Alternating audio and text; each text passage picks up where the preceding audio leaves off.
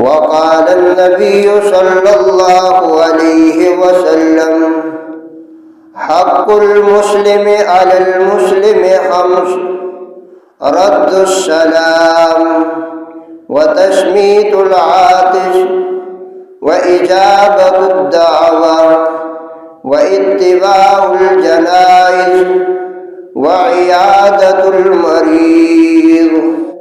یا الہی گر کرم تو کرے، وہ بات دے زباں کو جو دل پہ اثر کرے۔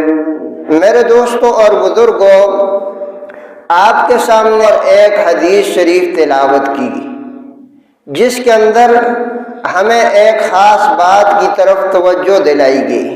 چونکہ ہم نے صرف 2-4 چیزوں ہی کو دین سمجھ رکھا ہے، حالانکہ دین کے اندر عبادات بھی ہیں، عقائد بھی ہیں، اخلاقیات بھی ہیں، معاملات و معاشرت بھی ہیں، لیکن ہم میں سے اکثریت ایسے لوگوں کی ہے جنہوں نے کچھ عبادات، چند وظائف وغیرہ کو دین سمجھ لیا ہے، بس نماز پڑھ لی، کچھ وظائف کر لیے، اور وہ یہ سمجھتے ہیں کہ بس ہم نے دین پہ عمل کر لیا۔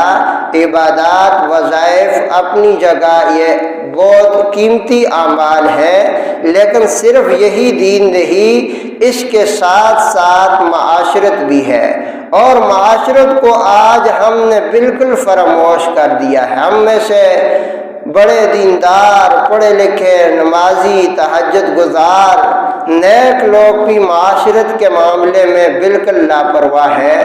تو معاشرت ہی کے متعلق آپ کے سامنے جو حدیث بیان کی، مسلمانوں پر 5 حق ہے۔ پہلا حق کہ سلام کا جواب دینا، یعنی کوئی آپ کو سلام کرے تو اس کا جواب دینا یہ لازمی اور ضروری ہے، یہ مسلمانوں کے حقوق میں سے ہے۔ لیکن آج کی دنیا کوئی کسی کو سلام کرے تو آگے سے جواب تک نہیں دیتے، تو یہ اپنے مسلمان بھائی کے حق کو پامال کرنا ہے۔ حدیث میں دوسرا حق جو بتلایا، تشمیت العاطش، کہ کسی کو چھینک آئے تو وہ کہے الحمدللہ۔ سننے والے کا یہ حق ہے کہ وہ کہے یرحمک اللہ۔ ہم شرماتے ہیں، ہم یہ جواب نہیں دیتے، حالانکہ یہ مسلمان کا مسلمان پر حق ہے۔ تیسری جو بات بتلائی وہ اتباع الجنائز، اپنے مسلمان بھائی کے جنازوں میں جانا۔ اس میں بھی ہمارے اندر یہ چیز ہے کہ ہم کسی غریب کے جنازے میں نہیں جاتے، مالدار لوگوں کے جنازے میں دوڑتے ہیں۔ تو امیر غریب کی تمیز نہیں کرنی چاہیے۔ جس نے پڑھا ہے لا الہ الا اللہ محمد الرسول اللہ، اگر ہم آسانی سے جا سکتے ہیں تو ہمیں ضرور جانا چاہیے، یہ ہم پر اس مسلمان بھائی کا حق ہے۔ تو فرمایا جنازوں کے ساتھ جانا۔ اور عیادت المریض، چوتھا حق یہ بتلایا کہ مریض کی عیادت کرنا، یعنی ہمارا کوئی مسلمان بھائی، رشتہ دار، عزیز بیمار ہے تو اس کی عیادت کی جائے اور اس کو حوصلہ دیا جائے۔ اور جو 5ویں چیز ہے جو بتلائی گئی وہ اجابت الدعوہ، دعوت کو قبول کرنا، یعنی کوئی مسلمان بھائی آپ کو دعوت دے کہ آج آپ نے کھانا میرے ساتھ کھانا ہے، فرمایا اس دعوت کو قبول کیا جائے۔ اور آج کے اس درس میں اسی 5ویں حق کی تفصیل بیان کرنے کا ارادہ ہے کہ دعوت کے آداب کیا ہیں۔ ایک دوسری حدیث میں حضرت ابو ہریرہ رضی اللہ تعالیٰ عنہ سے روایت ہے، وہ فرماتے ہیں کہ حضور صلی اللہ علیہ وسلم نے فرمایا کہ جب تمہیں کوئی دعوت دے تو اس کی دعوت کو قبول کرو، اور اگر تم روزے میں سے ہو تو پھر بھی اس کے لیے دعا کرو، اگر روزہ نہیں ہے تو فرمایا اس کے ساتھ کھانا کھاؤ۔ ان 2 حدیث میں یہ بات سمجھائی کہ دعوت کو قبول کرنا چاہیے، اور اس بات کی تاکید کی گئی کہ کوئی خلوص دل سے تمہاری دعوت کرے تو اس کا انکار نہیں کرنا چاہیے۔ دعوت قبول کرنے میں اصل نیت اور مقصد یہ ہونا چاہیے کہ میرے اس بھائی نے خلوص دل سے مجھے دعوت دی ہے تو میں اس دعوت کو، محبت کو قدر کی نگاہ سے دیکھوں اور اس کی دعوت کو قبول کروں۔ یہ سنت ہے، باعث اجر و ثواب ہے۔ یعنی کہ دعوت قبول کرنے کے صورت میں نیت یہ ہونی چاہیے کہ اگلی کی محبت کی قدردانی ہو، اب میرے جانے سے اس کا دل خوش ہوگا۔ فرمایا اگر اس نیت سے آپ جائیں گے تو آپ کو اجر و ثواب ملے گا۔ اور حضور علیہ السلام نے فرمایا کہ اگر کوئی معمولی شخص بھی دعوت کرے تو اس کا انکار نہیں کرنا چاہیے۔ حدیث شریف میں ہے کہ اگر بکری کے پائے کی دعوت ہو تو فرمایا اس کا بھی انکار نہیں کرنا چاہیے۔ آج کے دور میں تو پائے عمدہ چیز، قیمتی چیز سمجھا جاتا ہے، لیکن اس زمانے میں یہ پائے معمولی چیز ہوتی تھی۔ تو حضور نے اس حدیث میں یہ سمجھایا کہ اگر کوئی معمولی دعوت ہے، غریب شخص بھی دعوت کرتا ہے تو انکار نہیں کرنا چاہیے۔ یہ نہیں کہ کوئی مالدار دعوت کرے، بڑے نام والا دعوت کرے تو تم بڑے خوش ہو اتراؤ، اور کوئی غریب تمہاری دعوت کرے تو ٹال مٹول عذر کرو، جی وقت نہیں ہے، میں مصروف ہوں، فلاں ہوں۔ فرمایا یہ بات درست نہیں ہے، بلکہ غریب اس بات کا زیادہ مستحق ہے اس کی دعوت کو قبول کیا جائے، اس کی دل آزاری نہ کی جائے۔ اور حضور علیہ السلام تو معمولی شخص کی دعوت پر میلوں کا سفر کر کے اس کی دعوت قبول کرتے اور اس کی محبت کی قدردانی کرتے۔ بہرحال فرمایا دعوت کے اندر اس بات کا بھی خیال کرنا چاہیے کہ دعوت جو ہے وہ دعوت ہو، عداوت نہ ہو۔ حضرت تھانوی رحمہ اللہ فرماتے ہیں کہ بعض دفعہ ایسا ہوتا ہے جب ہم کسی کی دعوت کرنا چاہتے ہیں، ہم یہ نہیں دیکھتے کہ ہماری اس دعوت سے اس کو کتنی مشقت اور تکلیف ہوگی۔ یعنی جب ہم دعوت کریں گے تو دوسرے جس کی دعوت کر رہے ہیں اس کے پاس وقت نہیں، کوئی ایسی مصروفیات ہے، کسی کاموں کے اندر وہ پھنسا ہوا ہے۔ جب ہم اس کی دعوت کریں گے، اصرار کریں گے نہیں جی آپ نے کھانا تو ہمارے ساتھ لازمی فلاں وقت کھانا ہے، تو فرمایا اب اس کے لیے اسے اپنے تمام کام لازمی چھوڑنے پڑیں گے، راستے کی مشقت، باقی معاملات۔ فرمایا یہ دعوت نہیں، یہ عداوت ہے۔ دعوت کے اندر خیال کیا جائے، دعوت کا مقصد ہے کہ محبت کا اظہار، دوسرے کو راحت اور سکون اور خوشی دینا۔ یہ نہیں کہ آپ ایسے وقت میں دعوت کریں جو دوسرے کے لیے تکلیف کا سبب بنے۔ فرمائیے دعوت کے بجائے عداوت یعنی دشمنی ہے۔ خوب سوچ کر غور کے دعوت کی جائے کہ میں فلاں وقت اگر اپنے فلاں عزیز دوست رشتہ دار کو بلاؤں تو ہمارے بلانے سے اس کے معاملات کام کاج میں تو خلل نہیں آئے گا۔ تو فرمایا یہ دعوت راحت، محبت، سکون کا اور جو ہے نورانیت کا سبب بنتی ہے۔ تو اسی طرح حضرت تھانوی رحمہ اللہ نے فرمایا آج کل کے زمانے میں دعوت کے فرمایا 3 درجے ہیں، اور آج کل کے زمانے میں سب سے اعلیٰ دعوت یہ ہے کہ ہم کسی کی دعوت کرنا چاہیں تو اسے کچھ نقدی پیش کر لیں، یعنی نہ تو اس کے اوقات میں خلل، نہ آنے کی تکلیف، نہ تمہارے لیے مشکلات، کچھ نقدی پیش کر لیا کہ حضرت یہ ہدیہ ہے، یہ قبول فرما لے، یہ میری طرف سے آپ کی دعوت ہے، کھانا ہے، روٹی ہے۔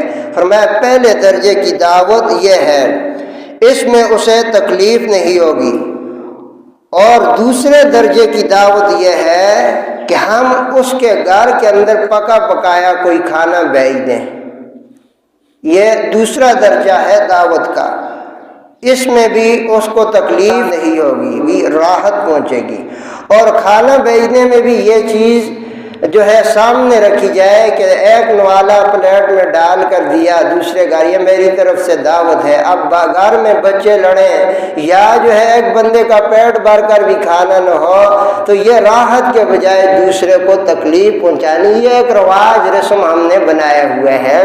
اگر کسی کے گھر میں کچھ کھانا بھیجنا بھی ہے، کم از کم اتنا تو ہو کہ اس کا ایک نوالا تو تر ہو نا، کم از کم جو ہے اگر 2-3 بچے ہیں تو نوالا ان کو دعائے، یہ نہیں چھوٹا سا پلاسٹک کا ڈبہ ہے اس میں ایک نوالا چاول ڈال کر بھیج دیے، اب دوسرا نہ کھا سکتا ہے نہ چھوڑ سکتا ہے، بچوں کی آپ فرمایا ایسا نہیں، صحیح خلوص کے ساتھ محبت کے ساتھ اپنی استطاعت کے مطابق آپ جتنا مناسب سمجھیں، فرمایا دوسرا درجہ دعوت کا یہ ہے کہ اس کے گھر میں بھیج دیں، اس سے گھر بلانے کی اسے زحمت اور تکلیف برداشت نہیں کرنی پڑے گی۔ اور تیسرا درجہ فرمایا یہ ہے کہ آپ اس کو جس کی دعوت کر رہے ہیں اپنے گھر بلائیں، لیکن فرمایا آج کل چونکہ شہری ماحول ہے، یہاں زندگیاں مصروف ہیں، فاصلے زیادہ ہیں، آپ اسے گھر بلائیں گے تو اپنا سب کچھ وہ چھوڑ کر، کام چھوڑ کر آپ کے پاس آئے گا، اگر تھوڑا دور ہے تو پھر فرمایا راستے کی مشقت، اور ساتھ جو ہے راستے میں اس زمانے میں 1000-2000 کرایہ، پھر ساتھ کچھ فروٹ، اتنے کا آپ کا کھانا نہیں ہوگا جتنے کا وہ آپ کے لیے خرچ کرے گا، تو فرمایا یہ تو اس کو راحت پہنچانے کے بجائے اسے تکلیف کا سبب بنی۔ تو بہرحال یہ اسلامی اصول اور آداب ہے جس کو ہم بلا بیٹھے، رسم و رواج میں پھنس گئے اور پیسہ بھی ضائع، دلوں کے اندر قدورتیں، وہ محبتیں پھر نہیں ہوتی۔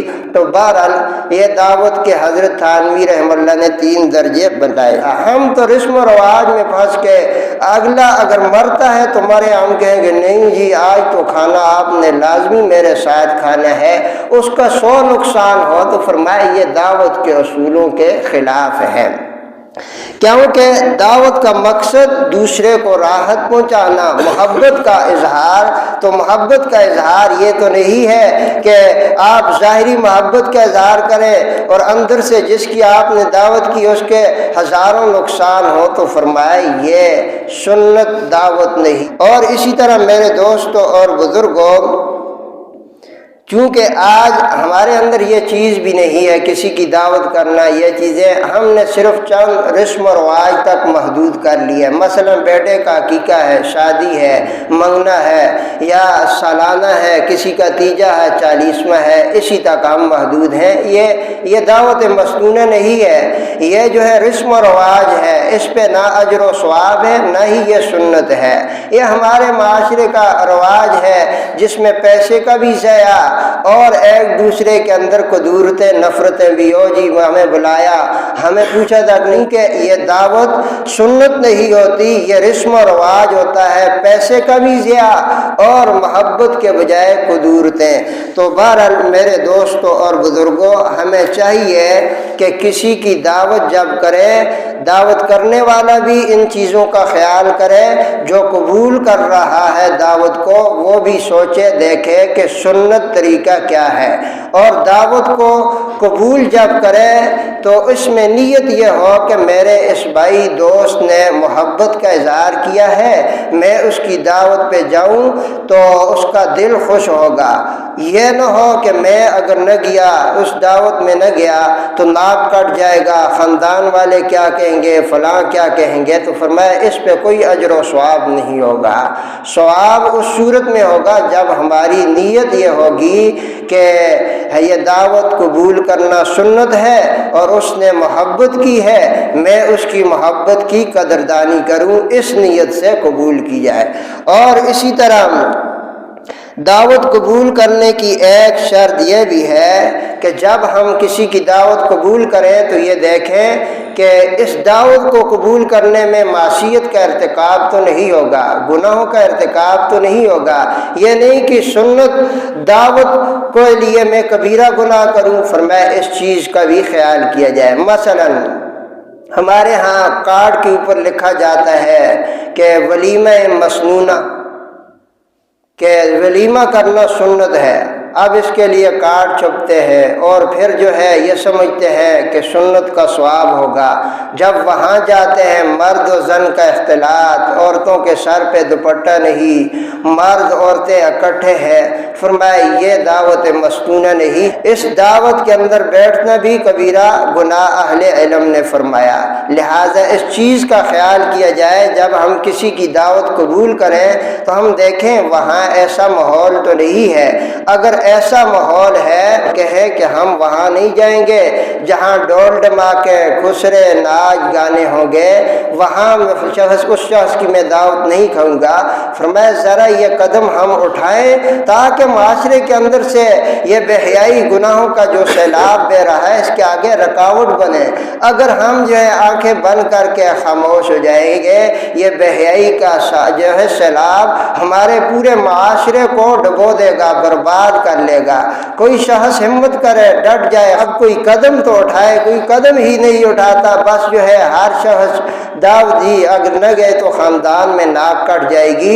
تو میرے دوستو، دین کے لیے ناک کا کٹ جانا یہ بڑا مبارک ہے۔ دین کے لیے کسی کے لیے ساتھ ناراضگی یہ تو بہت بڑی سعادت ہے۔ ہم زمینوں کے لیے، جائیدادوں کے لیے، رشتوں کے لیے ایک دوسرے سے جو ہے ختم کر لیتے ہیں، اگر دین کے لیے ہم قدم اٹھائیں تو کتنی بڑی سعادت۔ آج کی دنیا میں پہلے تو کوئی قدم اٹھاتا ہی نہیں۔ اگر کوئی یہ چاہتا ہے میں دین پہ عمل کروں تو وہ بھی شرماتا۔ قدم تو اٹھاؤ، اس معصیت، اس برائی اور بے حیائی کے آگے رکاوٹ بننے کے لیے کوئی قدم اٹھائے۔ کچھ لوگ قدم اٹھا کر دیکھیں تو صحیح کس طرح معاشرے کی اصلاح ہوتی ہے، معاشرے سے یہ برائیاں ختم ہوتی ہے۔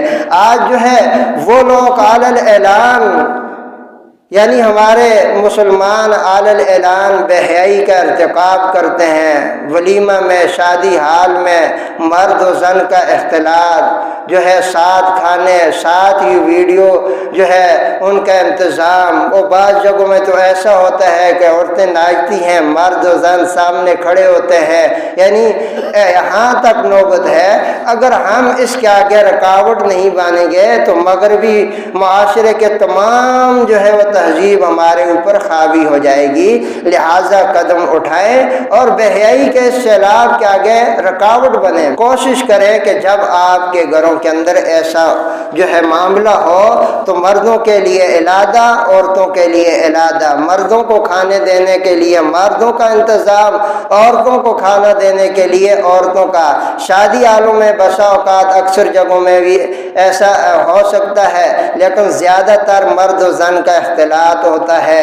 اگر اندر اختلاط نہ ہوا، علیحدہ انتظام ہوا، باہر ایسی ترتیب ہوتی ہے کہ نوجوان لڑکے شادی حال کے دروازے کے آگے کھڑے ہو کر سیلفیاں بناتے ہیں۔ جو کوئی عورتیں آئی تو ٹیڑھی آنکھوں سے جو ہے ان کی طرف بھی ان کی نگاہ ہوتی ہے، بعض لڑکیوں کی لڑکوں کی طرف نگاہیں ہوتی ہیں۔ تو اس بے حیائی کے آگے رکاوٹ کون بنیں گے؟ اگر ہم اسی طرح خاموش رہے تو یہ تو ہمارے پورے معاشرے کو برباد کر لے گی۔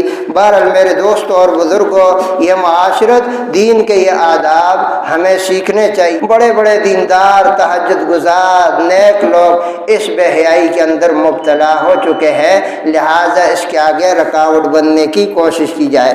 اسی طرح حضور علیہ السلام نے مختصر یہ ہے کہ دعوت کے آداب میں سے یہ بھی بیان فرمایا کہ جب تمہاری کہیں دعوت ہو تو اسے بتلا دیں ہم 2 آدمی ہیں، 4 آدمی ہیں، 3 آدمی، یہ چیزیں ہم نہیں دیکھتے۔ دعوت ایک بندے کی ہوتی ہے، 4 ساتھ اور لے جاتے ہیں، اور پھر وہاں اس کے لیے پھر پریشانی ہوتی ہے میزبان کو۔ اسی طرح حضور علیہ السلام نے فرمایا کہ جو بن بلائے کسی کی دعوت میں شریک ہو، اس کے متعلق حضور نے فرمایا چور کی طرح آیا اور لٹیرے ڈاکو کی طرح نکل گیا۔ یعنی حضور نے اس میں ایک بہت بڑا ادب سکھلایا کہ جب تم نے جانا ہے پہلے میزبان کو اطلاع کرو اتنے آدمی ہیں، فلاں وقت میں آئیں گے۔ یہ تو نہیں ہے آپ کے لیے انتظام تھوڑے کا ہے، آپ بن بلائے ایک دیگ کا انتظام ہے، سارے بن بلائے وہاں پہنچ جائیں، جو اصل مہمان ہیں وہ کھانا ہی نہ کھائیں، دوسرے بن بلائے کھا کر ڈکار مار کر نکل جائے۔ فرمایا یہ غلط ہے، یہ حضور نے فرمایا یہ چور ہے، چور کی طرح آیا اور لٹیرا بن کر نکلا۔ حضور کی کتنی پیاری تعلیم، ہر چیز کے بارے میں ہمیں سمجھایا، لیکن یہ ہماری غفلت ہے، ان چیزوں پہ عمل نہیں کرتے۔ اسی طرح حضور علیہ السلام نے اور بھی کئی دعوت کے متعلق آداب سکھلائے، ہمیں ان آداب کو سیکھنا چاہیے اور ان چیزوں پہ عمل کرنا چاہیے۔ حضور نے یہ بھی بتلایا کہ اگر کوئی کسی کی دعوت کرے جس وقت کا کہا گیا ہے، اب یہاں کھانا تیار ٹھنڈ ہو رہا ہے، وہ اس کے انتظار میں بیٹھا ہے حضور نے منع فرمایا۔ اور اسی طرح حضور نے یہ بھی بتلایا کہ جب کہیں آپ کھانے کے لیے جا رہے ہیں تو اسے پہلے اطلاع دیں۔ حضور علیہ الصلوۃ والسلام نے میزبان کے بھی، مہمان کے بھی، دعوت کرنے والے کے بھی اور قبول کرنے والے کے بھی آداب بتلائے۔ فرمایا اگر ان پہ عمل نہیں کیا جائے گا یہ اعضائے مسلم گناہ کبیرہ ہے۔ عبادات کے ساتھ ساتھ معاملات اور معاشرت بھی سیکھیں۔ اللہ تعالیٰ صحیح معنوں میں قرآن و سنت پہ چلنے کی توفیق عطا فرمائے۔